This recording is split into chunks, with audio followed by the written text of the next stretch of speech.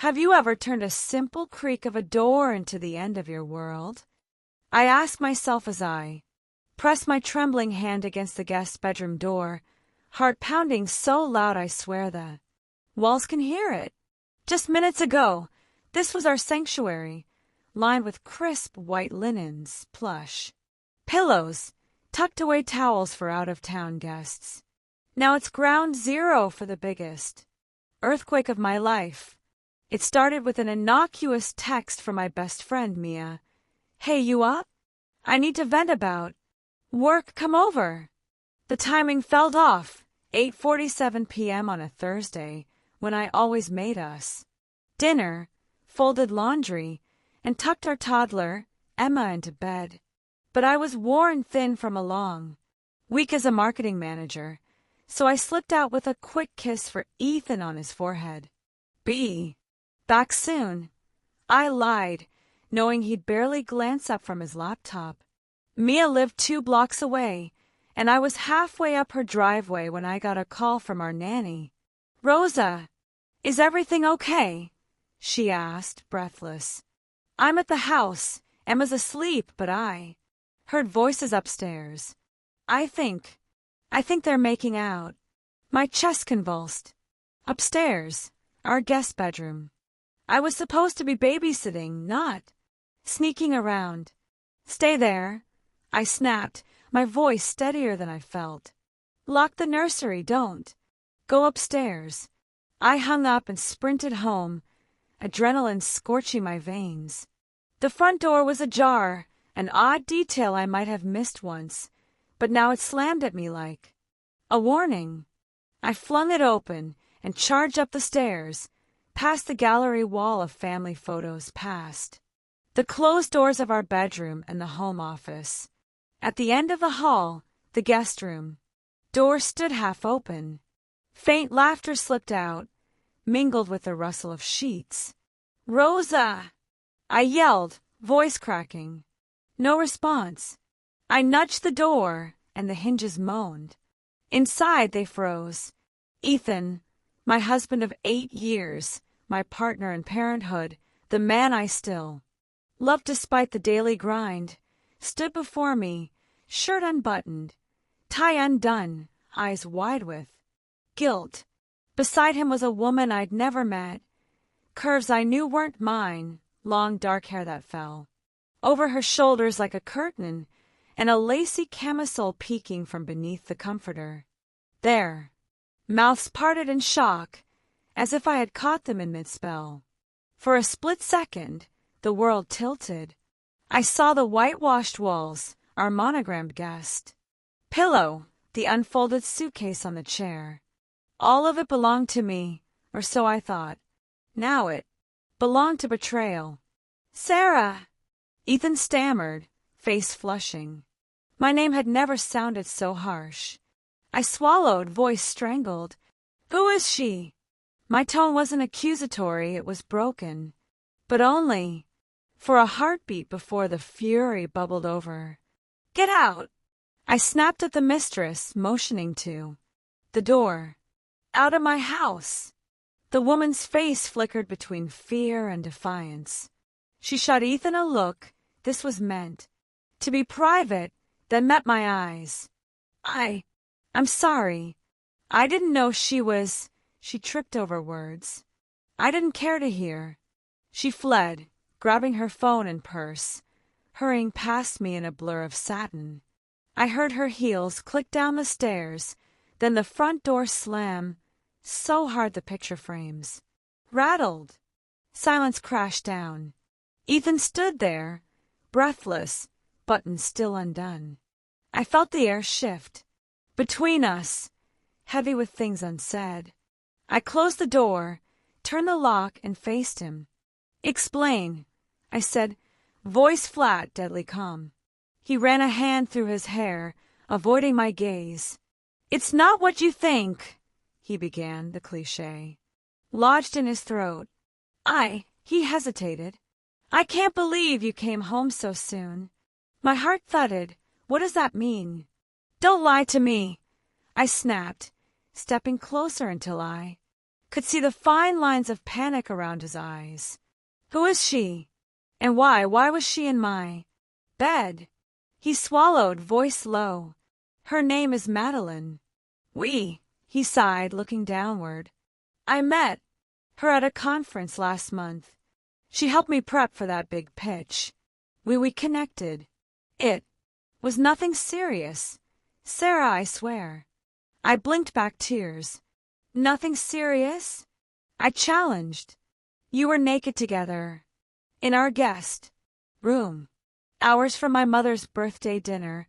Hours from Emma's first word. You call that nothing serious? He flinched. I messed up, he admitted, voice cracking.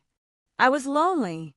I felt disconnected from you. Busy job, busy life, busy baby. She listened. I thought I could control it, that it would stay on the level of texting. But it went too far. He closed his eyes. I'm so sorry. A tissue of sympathy flickered. He was human, flawed, overwhelmed. But betrayal is betrayal. Sorry isn't enough, I said, my voice trembling. You want to fix this? Then start by telling me exactly how long this has been going on. Every detail. No more lies. He took a deep breath. Okay. He paced, searching for words. It started 6 weeks ago. Or maybe 8. We bonded over work, then coffee, then drinks.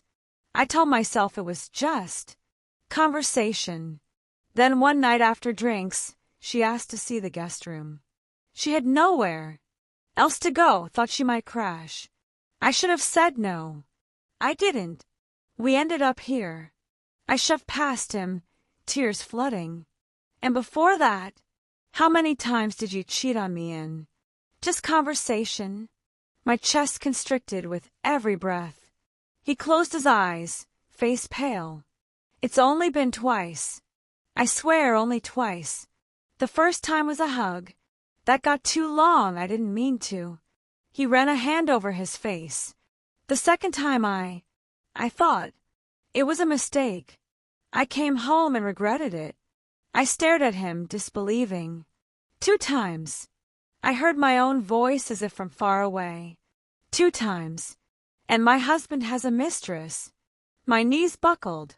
I sank onto the unmade guest bed, facing the pillows that had once promised comfort to family and friends. What do I do now, Ethan? I whispered, voice raw. He knelt beside me, ashen and contrite. I'll do anything, he pled. Counseling, transparency, whatever it takes. His voice trembled. I love you. I love our family. I closed my eyes, tears slipping free. Do I believe him? My mind raced with scenarios, throwing him out, seeking therapy, divorcing, staying. What do I do? But the question wasn't just about him. It was about me, about who I would be if I stayed, if I fought, if I buried this pain or let it define my future. I inhaled, exhaled, and opened my eyes. I need time, I said, voice steadier now. I rose and grabbed my phone. I'm staying with my sister tonight. Don't follow me. He reached for my hand. Sarah, please. I pulled away gently. I love you, I said, though my voice cracked. But love isn't enough right now. I marched out, leaving him kneeling in a room built for guests but stained with secrets. As I drove away, rain pattering the windshield, I stared ahead into the night. My life had split in 2, before I walked in and after. Now I needed to decide which path to follow, to forgiveness, or to freedom, to rebuilding, or to starting over. And I had only one thing certain: nothing would ever be the same. That night, I packed a bag at my sister's house by flashlight, the weight of betrayal settling in my chest like a stone.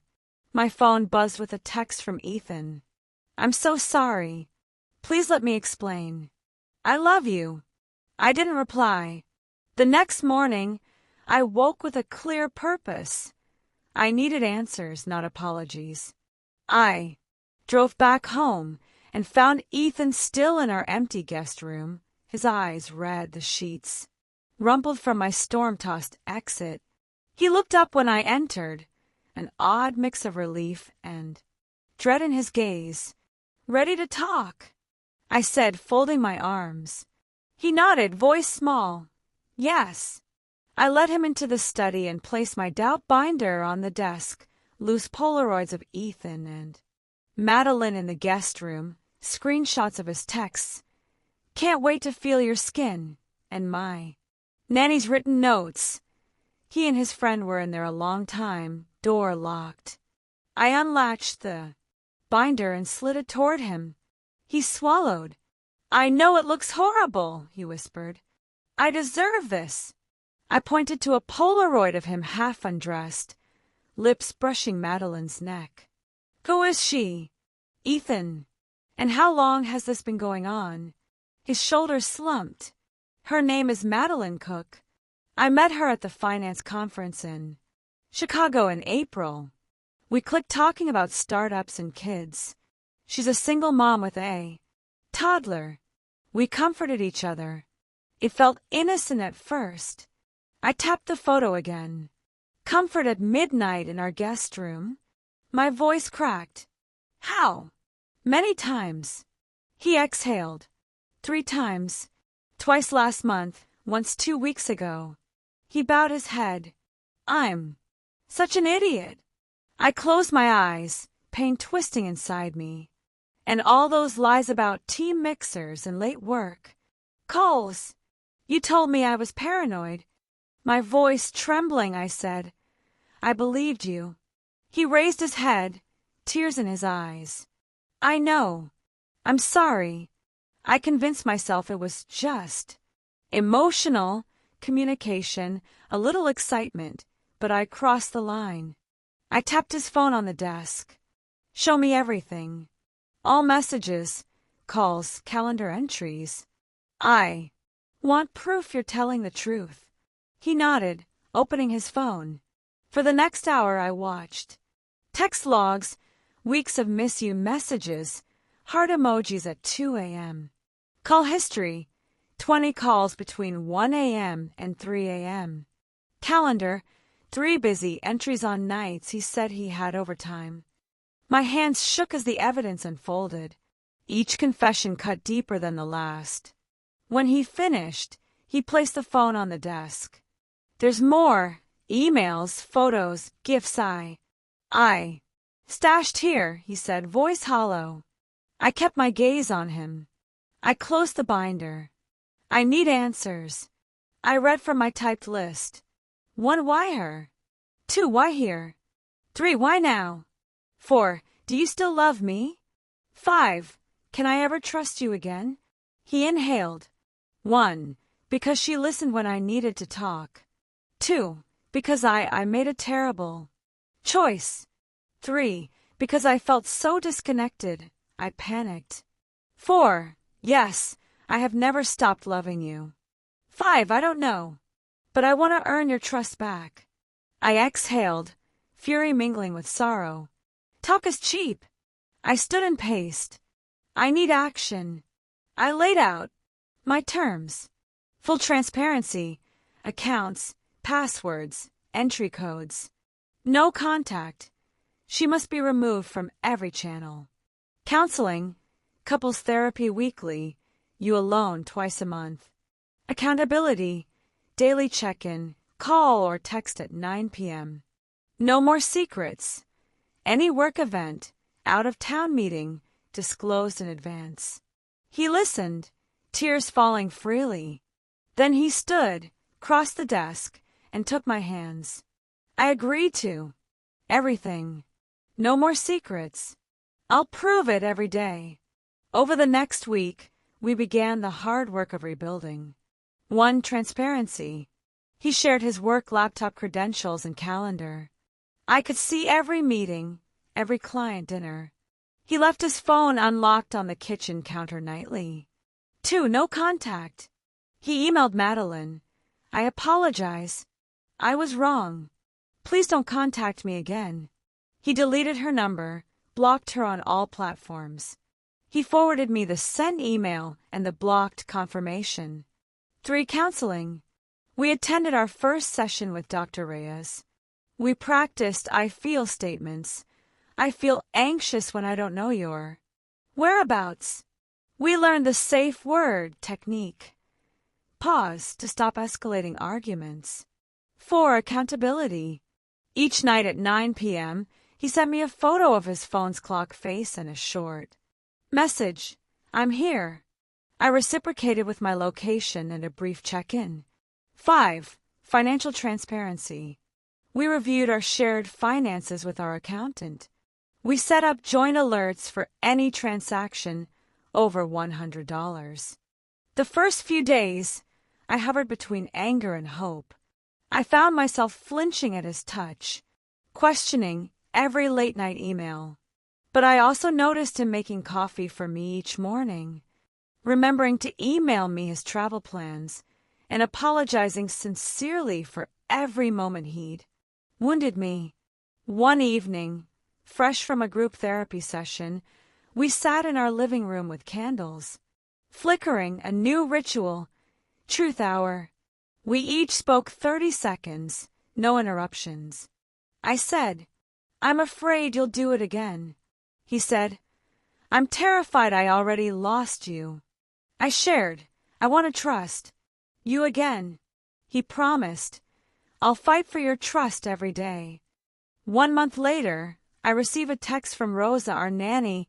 You should know, Lily just said. Mommy, I love you more than anything. I replayed those words and realized they applied across our home. I turned to Ethan in the study. I love you too, I whispered. He brushed a tear from my cheek. It has been 3 months since that night in the guest room. The door now stands painted in our daughter's favorite shade of lavender, serving as her art closet. We no longer have secrets. Our marriage and our family survived the ultimate breach because we asked the hard questions, laid down clear boundaries, and chose daily actions over hollow apologies. Tonight, as I type these words, I'm nervous but hopeful. I still get pangs of doubt, but they're fading, replaced by the steady rhythm of informed trust, the 9 p.m. check-in, the nightly truth. The open calendars. I remind myself, trust is built brick by brick, action by action. And, though I never wanted to discover that secret mistress in my own guest room, I'm grateful that in the aftermath, we chose to rebuild a love stronger than the lies that threatened to tear us apart. It's been 9 months since I discovered them in our guest bedroom, and tonight I'm standing in that same doorway, except now it leads to a room that feels more like home than betrayal ever. I'm here with Ethan, our arms linked, as we flip the light switch on our newly christened family sanctuary. Laughter drifts down from the top shelf, where a small speaker plays Lily's favorite bedtime song. Remix. Beneath it, we've arranged family photo albums, board games, and a comfortable chaise. Lounge with a mountain of throw pillows.